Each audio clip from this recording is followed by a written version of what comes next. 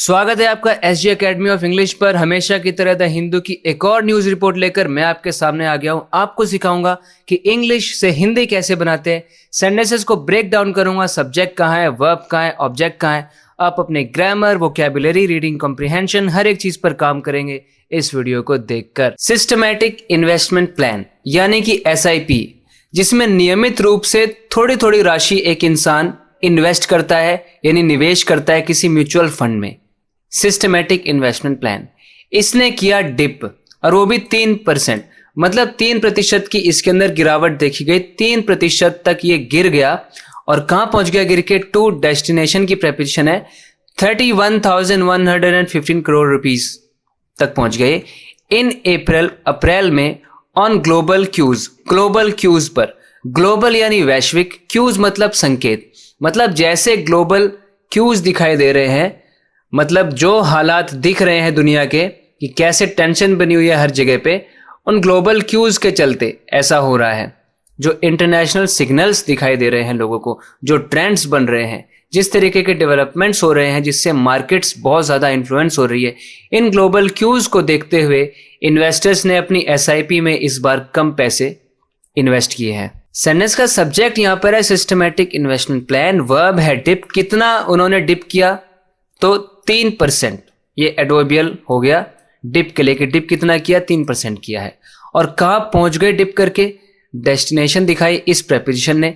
To का object है ये अमाउंट अपने आप में, और इन अप्रैल जो कि टाइम बताने वाला एडवर्बियल फ्रेज है, और ऑन ग्लोबल क्यूज मतलब ये क्यों हुआ, कैसे डिप हुए, ये ग्लोबल क्यूज पर हुए, इनकी वजह से हुए, इनके चलते हुए। Investors reduced their systematic investment plan contributions by 3% to 31,115 crore as geopolitical tensions may have hit their confidence in April. Investors यानी निवेशक, पैसा इन्वेस्ट करने वाले। रिड्यूस्ड, उन्होंने रिड्यूस कर दिया यानी कि कम कर दिया, घटा दिया। किसको? अपनी SIP कंट्रीब्यूशंस को, अपने SIP वाले कंट्रीब्यूशंस को, योगदान को। कितना? बाय प्रेपोजिशन ने बताया 3% घटा दिया। घटा के कहां पहुंचा दिया? इस अमाउंट पे पहुंचा दिया। और एज कंजंक्शन ने फिर आगे क्या बात बताई? ऐसा कब हो रहा है? जब जियोपॉलिटिकल टेंशंस। अब जियो का मतलब होता है अर्थ से रिलेटेड, जियो का मतलब है धरती, जमीन। पॉलिटिकल मतलब पॉलिटिक्स से जुड़ा हुआ। तो जियोपॉलिटिकल क्या हुआ? जो पॉलिटिक्स चल रही है अलग अलग देशों की, उनके बीच में क्या हो रहा है, वो हो गया जियोपॉलिटिकल। जियोपॉलिटिकल टेंशन मतलब जो भी पॉलिटिकल या इकोनॉमिक कॉन्फ्लिक्ट चल रहा है देशों के बीच में, जिससे ऑयल प्राइसेस अफेक्ट हो रहे हैं, स्टॉक मार्केट्स अफेक्ट हो रही है, ट्रेड अफेक्ट हो रहा है। ये जो जियोपॉलिटिकल टेंशंस हैं, इन्होंने शायद मतलब मुझे कैसे पता चला? मे हैव हिट। ये मे पास्ट मॉडल है, मे हैव, जो कि पॉसिबिलिटी बताता है कि शायद ऐसा हो गया होगा। मे हैव के बाद थर्ड फॉर्म है हिट की तीनों फॉर्म सेम रहती है, हिट। इन जियोपॉलिटिकल टेंशंस ने शायद हिट कर दिया होगा उनके कॉन्फिडेंस को, यानी उनके आत्मविश्वास को प्रभावित किया होगा। उनका कॉन्फिडेंस थोड़ा उनको थोड़ा डर लगा होगा कि नहीं भाई अभी हम ज्यादा पैसा इन्वेस्ट नहीं करेंगे। वो भी कब? इन अप्रैल। ये हो गया टाइम बताने वाला एडवर्बियल फ्रेज। इन्वेस्टर्स यहाँ पे सब्जेक्ट है, वर्ब आ गया रिड्यूस किसको किया? कंट्रीब्यूशंस को। कंट्रीब्यूशंस कौन से हैं? SIP वाले कंट्रीब्यूशन। SIP मॉडिफायर हो गया इन कंट्रीब्यूशंस के लिए। और कितना उन्होंने रिड्यूस किया है ये बताया बाय प्रेपोजिशन ने। 3% किया है, बाय का ऑब्जेक्ट हो गया 3%। और कहां पहुंचा दिया रिड्यूस करके? टू ने बताया इस अमाउंट पे पहुंचा दिया, इतने करोड़ पे। फिर एज कंजंक्शन के बाद दूसरा क्लॉज शुरू हुआ जिसमें सब्जेक्ट है जियोपॉलिटिकल टेंशंस, वर्ब है मे हैव हिट, और इस हिट का ऑब्जेक्ट है कॉन्फिडेंस। कॉन्फिडेंस किसका है? देयर, पोजेसिव डिटर्मिनर है। ये देयर किसके लिए? इन्वेस्टर्स के लिए। देयर मतलब इन्वेस्टर्स का। देयर का यहाँ पे देयर तो डिटर्मिनर हो गया, लेकिन हिट का जो ऑब्जेक्ट है वो कॉन्फिडेंस है। अब ये कॉन्फिडेंस, ये सब कब हुआ? ये adverbial phrase of time in April ने बताया। दे हैड इंक्रीज्ड, उन्होंने बढ़ा दिया था कंट्रीब्यूशंस, अपने योगदानों को। कितना? 7% बढ़ा दिया था, बढ़ा के इतना कर दिया था, इस अमाउंट तक ले गए थे बढ़ा के। वो भी कब? मार्च 2026 में बढ़ा दिया था उन्होंने। विच इटसेल्फ, जो अपने आप में ही वॉज अ जंप, एक बहुत बड़ी कूद थी, एक बहुत बड़ा उछाल था। फ्रॉम अ 3% स्लिप, 3% स्लिप से, यानी 3% की गिरावट से एक उछाल था, एक बढ़त थी। इन February 2026, ये 3% की गिरावट कब देखी गई थी? फरवरी 2026 में। तो यहाँ पे सब्जेक्ट है दे, पास्ट परफेक्ट टेंस आ गया, हैड इंक्रीज्ड, इंक्रीज का ऑब्जेक्ट है कंट्रीब्यूशंस, कितना इंक्रीज किया? बाय ने बताया 7%, इंक्रीज करके कहाँ पहुंचा दिया? टू प्रेपोजिशन ने बताई डेस्टिनेशन, इस अमाउंट तक पहुंचा दिया। कब पहुंचाया? इन मार्च, एडवर्बियल फ्रेज ऑफ टाइम है इन मार्च 2026 पूरा। और ये अपने आप में विच ने डिस्क्राइब किया इसको, यहाँ पे एक रिलेटिव क्लॉज शुरू हो रहा है कि ये जो चीज हुई ये अपने आप में इटसेल्फ प्रोनाउन है, रिफ्लेक्सिव प्रोनाउन। ये क्या था? अपने आप में एक वॉज लिंकिंग वर्ब आ गई और उसके लिए कॉम्प्लीमेंट आया, एक जंप था। ये जंप कहाँ से था? ओरिजिन क्या था इसका? फ्रॉम प्रेपोजिशन ने बताया 3% स्लिप से था, 3% स्लिप, ठीक है। और ये कब था स्लिप? ये adverbial phrase of time in February ने बताया, in February 2026। The number of contributing SIP accounts, मतलब वो वाले SIP अकाउंट्स जो कंट्रीब्यूटिंग है, यानी जो रेगुलरली कंट्रीब्यूट कर रहे हैं, रेगुलरली इन्वेस्टमेंट कर रहे हैं, वो वाले जो SIP अकाउंट्स है उनकी जो संख्या है फेल, वो गिर गई, ये संख्या गिर गई, ठीक है। और वो भी कितना गिर गई? 0.7% गिर गई, गिर के 9.64 करोड़ हो गई। कब? इन द रिपोर्टिंग मंथ में। आफ्टर स्टैग्नेटिंग, स्टैग्नेट करने के बाद, स्टैग्नेट करने का मतलब होता है रुक जाना या स्थिर हो जाना। अगर कोई चीज स्टैग्नेट करती है मतलब वो वहीं पे ठहर गई है, जैसे इकोनॉमी ठहर गई है, the economy is beginning to stagnate, वो स्टैग्नेट होने लग रही है।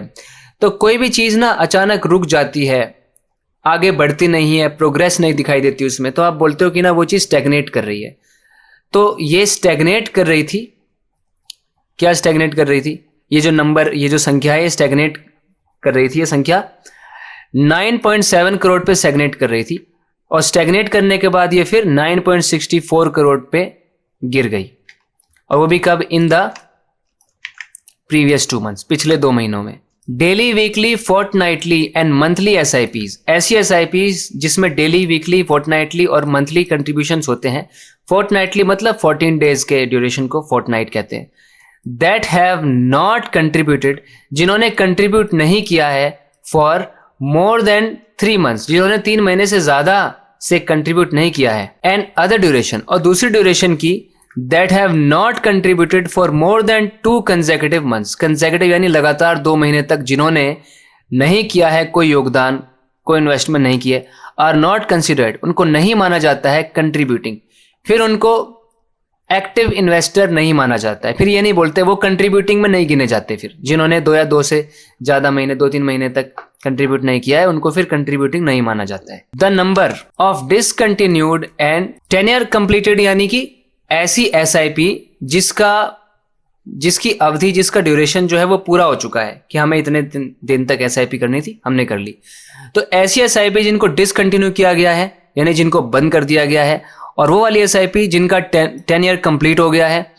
रिड्यूस्ड, ये रिड्यूस हो गई, घट गई, घट के 51.3 लाख पे पहुंच गई, डाउन फ्रॉम 53 लाख, पहले 53 लाख थी, अब 51.3 लाख पे पहुंच गई, इन द प्रीवियस मंथ, पिछले महीने में। यानी बंद किए गए और टेन्योर कंप्लीट होने वाली जो SIP है, इनकी संख्या पिछले महीने के 53 लाख से घट के 51.3 लाख रह गई। द टोटल आउटस्टैंडिंग SIPs, जो सारी SIPs हैं, ऑल्सो स्टैग्नेटेड, इन्होंने भी स्टैग्नेट किया। अभी मैंने आपको बताया था स्टैग्नेट मतलब वो स्थिर रही, उनमें ज्यादा प्रोग्रेस दिखाई नहीं दी, वो वहीं रुकी रही।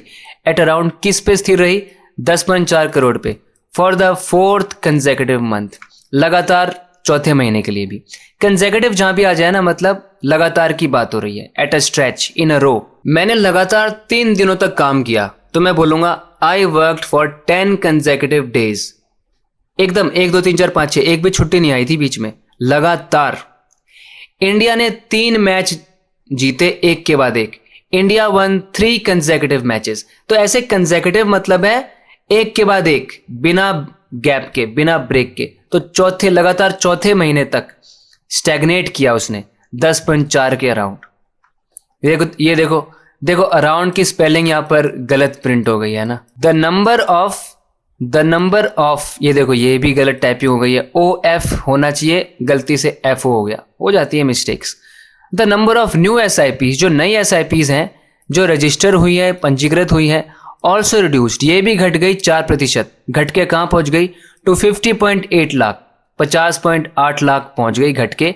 कितनी थी पहले? 52 लाख थी पिछले महीने में, 52 लाख से घट के 50.8 लाख तक आ गई। The total inflows into equity mutual funds, मतलब जो डायरेक्टली कंपनीज के शेयर स्टॉक्स में पैसा लगाया जाता है म्यूचुअल फंड्स के थ्रू, तो जो इक्विटी म्यूचुअल फंड्स है उसके जो टोटल इनफ्लोज है, इनफ्लो मतलब अंदर जाना है ना, अंदर की तरफ प्रवाह, मतलब जो शेयर मार्केट में, स्टॉक मार्केट में जो पैसे जाते हैं, ठीक है, जो टोटल इनफ्लोज है, जो मार्केट के अंदर पैसे जाते हैं वो कम हो गए, इनफ्लोज कम हो गए, मतलब उनमें जो पैसे जाते हैं वो कम पैसे जा रहे हैं, 5% तक कम हो गए। वो जो प्रवाह है, जो इनफ्लो है वो 5% तक घट गया। घट के देखो इस नंबर पे पहुंच गया अप्रैल 2026 में, ड्यू टू किसकी वजह से? वीक ग्लोबल मार्केट क्यूज की वजह से, यानी कि कमजोर वैश्विक बाजार के संकेतों की वजह से। ग्लोबल मार्केट क्यूज यानी कि फिर से वो इंटरनेशनली क्या क्या हो रहा है, इकोनॉमिक और फाइनेंशियल सिग्नल्स जिनसे इन्फ्लुएंस होती है मार्केट और इन्वेस्टर का सेंटिमेंट, वो है क्यूज, ग्लोबल मार्केट क्यूज। इनकी वजह से जो है टोटल जो इनफ्लोज है इक्विटी म्यूचुअल फंड्स में वो रिड्यूस हो गए 5% और इस अमाउंट तक पहुंच गए। तो आज आपने देखा एक इकोनॉमिक रिपोर्ट को। इसी तरीके से इंग्लिश को डीपली सीखते, समझते और प्रैक्टिस करते रहने के लिए SG अकेडमी ऑफ इंग्लिश इस यूट्यूब चैनल को करें सब्सक्राइब और आपकी इंग्लिश इंप्रूव होती रहेगी। You will keep expanding your Horizons. बात करते हैं अगले वीडियो लेसन में। अपना ख्याल रखें। Take care. बाय।